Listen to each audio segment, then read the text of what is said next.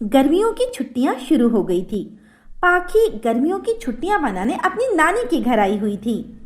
पाखी स्वभाव से बहुत जिद्दी और बहुत घमंडी थी, लेकिन नानी पाखी का बहुत ख्याल रखती थी। अरे बेटा पाखी, खाना खा लो बेटा।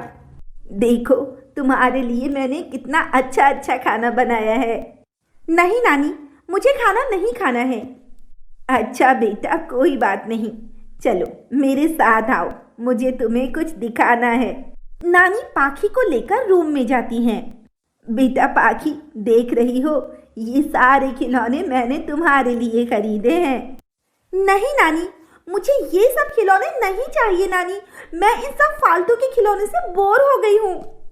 और ऐसा कहकर पाखी वहां से चली गई। नानी को बहुत बुरा लगा। पाखी बहुत दिनों बाद नानी के घर आई थी और नानी चाहती थी कि पाखी खुश रहे। नानी अपने पुराने स्टोर रूम में गई। उन्होंने वहां पर बहुत ढूंढा। ढूंढते ढूंढते उन्हें एक पुरानी अलमारी में लकड़ी की एक परी दिखाई दी। वो उस परी को उठा लाई और पाखी को देते हुए बोली, बेटा पाखी, ये लो, तुम्हारे लिए एक परी लाई हूं मैं। ऐसा खिलौना तो तुम्हारे दोस्तों में किसी के पास नहीं होगा।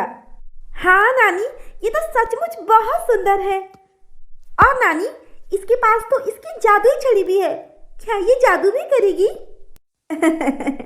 अरे बिटिया, तुम इसे रख लो। ठीक है नानी, मैं इसे रख लेती हूँ। पाखी ने लकड़ी की परी को रख लिया और वो उसे अपने रूम में ले आई। पाखी उसके साथ बहुत देर तक खेलती रही।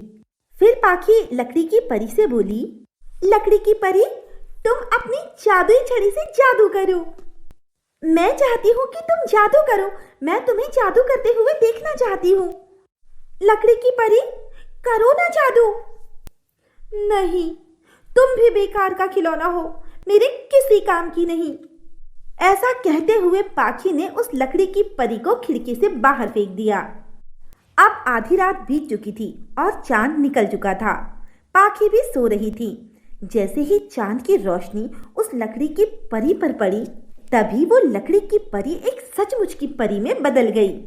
ओहो, मैं कब से इस पल का इंतजार कर रही थी। बहुत दिनों बाद मेरी जिंदगी में ये समय आया है। अब मुझे यहाँ से जाना चाहिए, लेकिन मेरी जादुई छड़ी कहाँ है? जरूर ये पाखी के पास रह गई, मुझे उसे ले लेना चाहिए। फिर वो परी जल्दी जल्दी खिड़की से पाखी के कमरे में पहुंची। उसने अपनी जादुई छड़ी को रखे हुए देखा और परी ने जादू की छड़ी उठा ली। तभी अचानक पाखी की नींद खुल गई। अरे, तुम तो सचमुच की परी हो। यहाँ क्या तुम जादुई छड़ी लेने आई थी? ये सुनकर नन्ही परी घबरा गई और वहां से भागने लगी, लेकिन पाखी ने उसे जल्दी से आगे बढ़कर हाथों में उठा लिया। प्लीज मुझे जाने दो, मुझे यहाँ से जाना है। नहीं नहीं, मैं तुम्हें क्यों जाने दूं? तुम तो मेरा खिलौना हो, मैं तुम्हारे साथ खेलूंगी। नहीं नहीं पाखी, मैं कोई खिलौना नहीं हूँ और मेरा यहाँ से जाना बहुत जरूरी है। अगर तुम सच में चाहती हो कि मैं तुम्हें जाने दूं, तो मुझे बताओ, कहाँ जाना है तुम्हें और इतनी जल्दी क्यों है तुम्हें जाने की?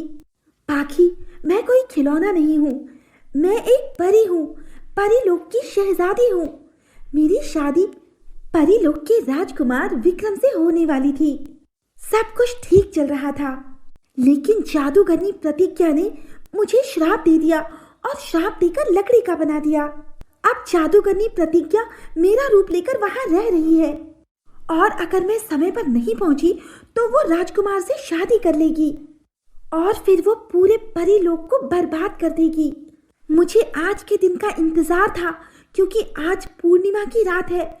जब ये चांद की रोशनी मुझ पर पड़ी तो मैं वापस परी बन गई।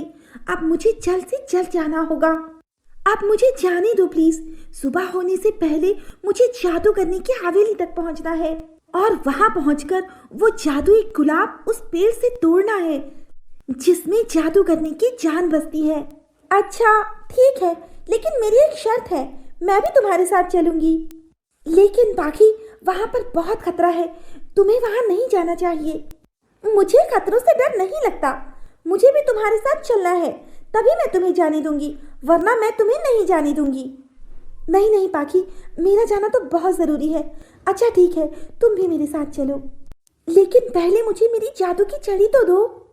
पाखी ने नन्ही परी को अपनी जादू की छड़ी दे दी। परी ने जादू की छड़ी ली और जादू किया। थोड़ी ही देर में परी के पंख आ गए।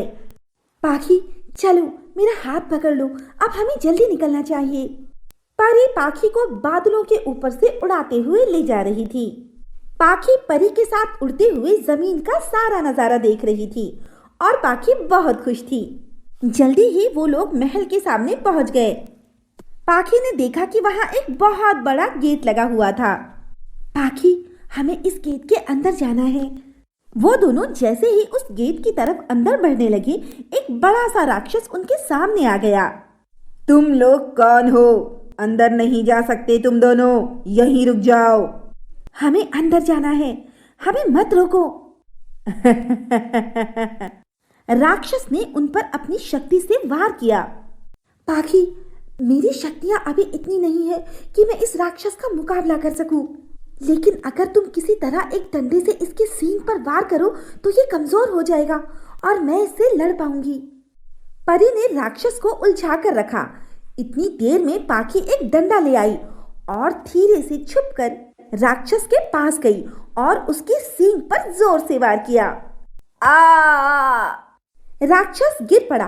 तभी परी ने अपनी जादुई छड़ी से जादू चलाया और राक्षस को जलाकर भस्म कर दिया। पाखी तुम ठीक तो हो ना? हाँ मैं बिल्कुल ठीक हूँ। अब हमें जल्दी से अंदर चलना चाहिए। और फिर वो दोनों महल के अंदर चली गई। काफी देर ढूंढने के बाद आखिर उन्हें वो लाल गुलाब का पौधा मिल ही गया। पाखी वो रहा लाल गुलाब का पेड़ और वो रहा लाल गुलाब जिसमें जादू करने की जान बसती है। सुबह होने ही वाली है, जल्दी से उस फूल को तोड़ लेना चाहिए। पाखी तेजी से आगे बढ़ी और उसने उस गुलाब को तोड़ लिया। जैसे ही वो गुलाब पेड़ से टूटकर अलग हुआ, परी अपनी असली रूप में आ गई और बड़ी हो गई। देखो पाखी मैं अपने असली रूप में आ गई। मैं छोटी सी नहीं थी, मैं इतनी बड़ी थी। तुम्हारा बहुत बहुत शुक्रिया पाखी। पाखी अब हमारे बिछड़ने का समय आ गया है, मुझे जाना होगा और तुम्हें भी। अब तुम आंखें बंद करो, मैं तुम्हें तुम्हारे घर पहुंचा देती हूँ।